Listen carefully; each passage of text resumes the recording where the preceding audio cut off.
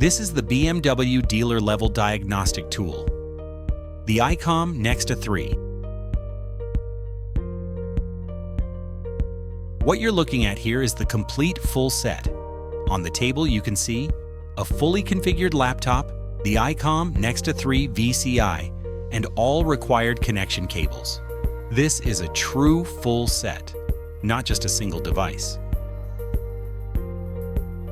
This is the laptop used to run the diagnostic software.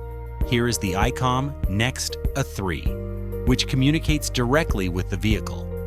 And these are the connection cables used to link everything together. The setup is straightforward and easy to understand.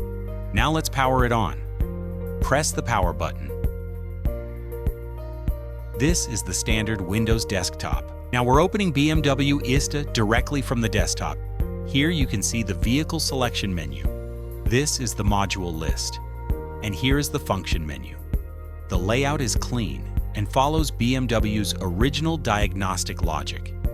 With this system, you can perform fault code reading, fault code clearing, live data monitoring, full module access, coding and matching, and service reset functions. Now let's do a quick operation. We'll enter one of the modules.